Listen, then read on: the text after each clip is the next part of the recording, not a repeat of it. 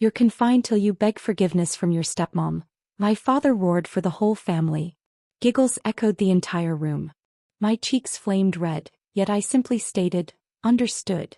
The following morning he jeered, learned your position at last?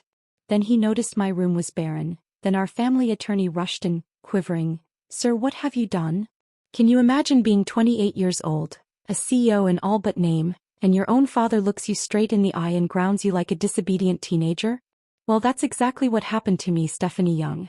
But what he didn't know was that his attempt to control me would become the most expensive mistake of his life. A mistake that would shatter his world and frankly make corporate history. For 3 years I'd been living in my father Marcus' reconstructed family, trapped in this bizarre limbo between being his daughter and an unwanted houseguest. Every single month, $8,500 would automatically transfer from my account to theirs. That's 70% of all their household expenses, for a house where I felt barely acknowledged. The master bedroom renovation? My money. The pool maintenance? Also mine. Bradley's new BMW for his 26th birthday? Yep, you guessed it, my money too. My father would wave his hand dismissively when business associates visited, saying, "Oh, Stephanie? She just handles some IT tasks for the company." He said, "Little computer job," with a tone that made it clear he saw me as nothing more than a glorified tech support intern. What he conveniently forgot, or perhaps chose to ignore, was that I'd single-handedly pulled his construction firm back from the brink of bankruptcy.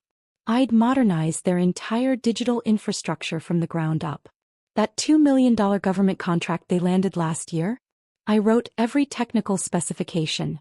I stayed up for 72 hours straight, fueled by coffee and sheer stubbornness, just to meet that deadline.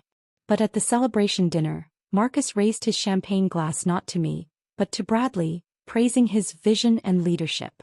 And then there was Veronica, my stepmother. She had perfected the art of erasure. "Oh, Stephanie's around here somewhere," she'd say, her perfectly manicured hand that I naturally had paid for, waving me away dismissively when guests asked about me. "She's so quiet you'd hardly know she exists." Unlike Bradley, who's such a natural leader. What they didn't know, couldn't even begin to imagine, was that I made more money than I let on. My official salary from his IT support was modest, sure.